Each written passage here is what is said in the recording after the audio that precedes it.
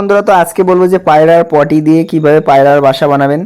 তো এ দেখেন, পায়রার যখন এরকম আপনারা সরা দেন প্রথমেই, তখন কিন্তু এর মধ্যে বাসা অতটা সহজে হয় না। কিন্তু আমি দেখাচ্ছি, দেখেন কিভাবে খুব সহজে পায়রার বাসা বানাবেন। তো একটা পায়রার এরকম মগ নেবেন, তো ওর মধ্যে পায়রার পটি দেবেন, পটি দিয়ে তারপরে এটাকে জল দিয়ে মাখিয়ে নেবেন।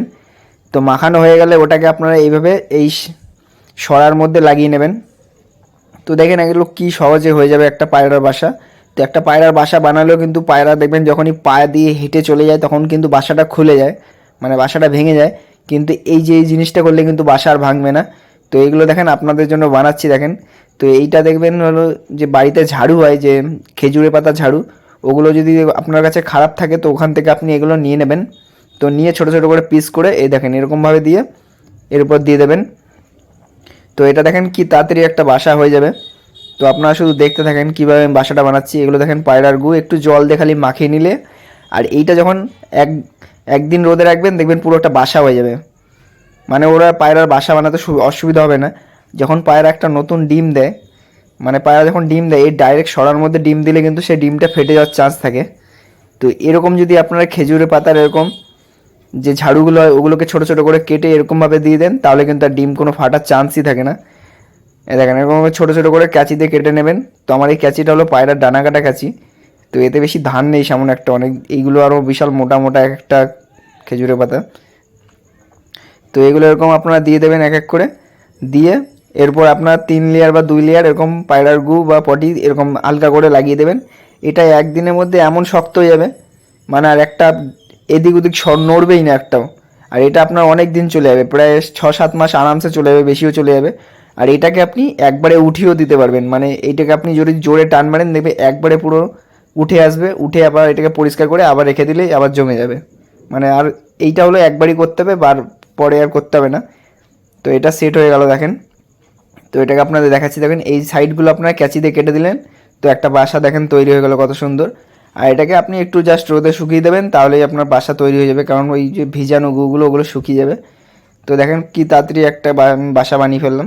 তো আমি এইভাবে এই পায়রার বাসাগুলো বানাই, আর এগুলো দেখতে, এগুলো যখন শুকিয়ে যাবে না দেখতে এত সুন্দর লাগবে। তো দেখেন কত সুন্দর একটা পায়রার পটি, মানে পটিতে একটা বাসা বানিয়ে ফেললাম। তো দেখেন আরও একটা বানিয়েছি, ওটাও আপনাদের দেখাচ্ছি। দেখেন এটাও বানিয়েছি, এটা একটু শুকাতে দিয়েছি। তো এগুলো আপনার সাইড দিয়ে ক্যাঁচি দিয়ে কেটে নিলেন। তো এগুলোকে শুকাতে দেবেন, আর শুকালেই কিন্তু এটা তৈরি হয়ে যাবে। তারপর আপনি পায়রার ঘরে দিয়ে দিলেন। তো এটাও দেখেন তৈরি হয়ে গেলো।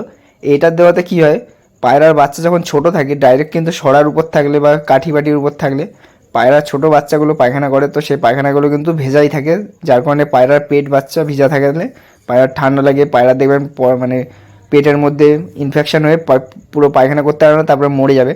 আর এটা দিলে কী হবে, পায়রা যখনই আপনি, তো এই দেখেন এর মধ্যে যদি ডাইরেক্ট পায়রা ডিম দেয় তাহলে কিন্তু পায়রা ডিমটা ফেটে যায়। তো এইটা আমার একটা অন্য একটা বাচ্চা পায়রা রাখা ছিল। তো এইটাকেও আমি একটা খাঁচা, মানে এরকম বাসা বানাচ্ছি, যার কারণে আমার এটা লাগবে। আমার প্রায় 6-7খানা লাগবে, তার মধ্যে আমার 4-5টা বানানো আছে। তো এটাও দেখেন এরকম জাস্ট আপনি এই পটিগুলো দিয়ে এইভাবে লাগিয়ে নেবেন, লাগিয়ে দিয়ে তারপরে আপনি ওরকম একটা জাস্ট ওই খেজুরের পাতার ঝাড়ুর এইগুলো কেটে কেটে ছোটো ছোটো পিস করে দিলে বাসা তৈরি যাবে। আর এটা যখন শুকিয়ে যাবে না এত সুন্দর দেখতে লাগবে, মনে হবে পায়রা নিজে বানিয়েছে। মানে অনেক দিন ধরে বানাতে গেলে যে একটা খাটনি হয় সেটা আপনার একদিনে হয়ে যাবে। তো এরকমভাবে আপনারা বানিয়ে নেবেন পায়রার বাসা। তো অনেকে বাসা গোল গোল করে উল্টো পাল্টা হয়ে যায়, কিন্তু এইটা করলে আপনার বাসা একদম, মানে একদম ঝাক্কাস বাসা থাকবে।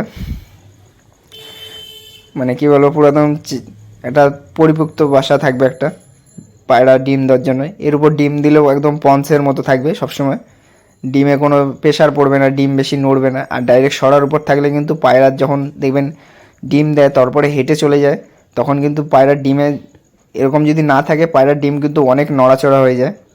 তো এরকম থাকলে বেশি নাড়াচাড়া হবে না। একদম ভিতরে দেখেন একদম ডিপ টাইপের, মানে গর্ত করার মতো আছে। তো ডিম দিলে খুব তাড়াতাড়ি এরা বসে বসে দিতে পারবে আরামে, ওদের আর কষ্ট করে বাসা বানাতে হয় না এটা দিয়ে দিলে।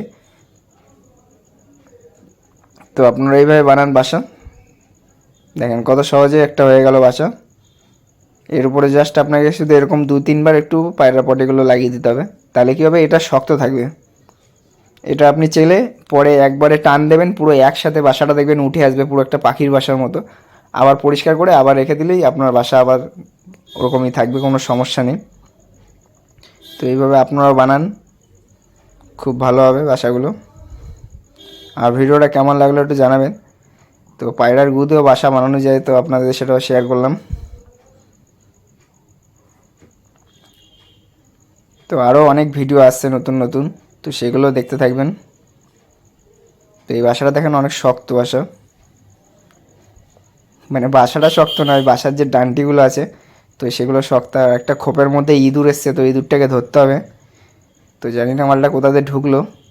তো দুদিন ধরে দেখছি পায়রার মধ্যে খোপের মধ্যে পায়খানা করছে, তো ওকে ধরে ওকে সরাতে হবে ওখান থেকে, কারণ ইঁদুর একটা থাকলে আরও বাচ্চা দিলে আরও ভরে যাবে। তো দেখেন 3টে বাসা কত তাড়াতাড়ি শুরু মানে হয়ে গেল, 5 মিনিটের মধ্যে 3টে বাসা তৈরি করে ফেললাম। তো আপনারা এরকম সরার মধ্যেই বাসা দেবেন, তাতে ভালো হবে। সরার মধ্যে একদম গোল থাকে, অসুবিধা হয় না, কারণ এর মধ্যে পোকাটা একটু কম আসে। আর ডাইরেক্ট যদি খোপের মধ্যে কাঠি বাটি দিয়ে ওরা নিজে বাসা বানায় তাহলে কিন্তু অনেক পোকা হয়ে যায়। তো বাচ্চা বেশি পোকা হয়ে গেলে কিন্তু বাচ্চাকে অ্যাটাক করে দেয় পোকাগুলো। পেট দেখবেন যখন ছোটো বাচ্চা থাকে ওকে কিন্তু পেটের মধ্যে ফুটো করে দেয়।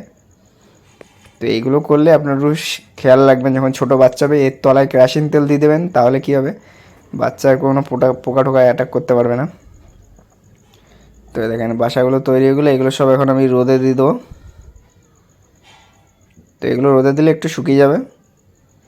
এই দেখেন কত সুন্দর বাসা। এবার ওরা নিজের দায়িত্বে একটু করে নেবে সুন্দরভাবে। তো এমনি সুন্দর হয়ে গেছে, আর সুন্দর করতে হবে না। তো দেখেন পায়রার ঘুটা পুরো শেষ হয়ে গেল। তো ভিডিওটা ভালো লাগলে লাইক কমেন্ট করবেন।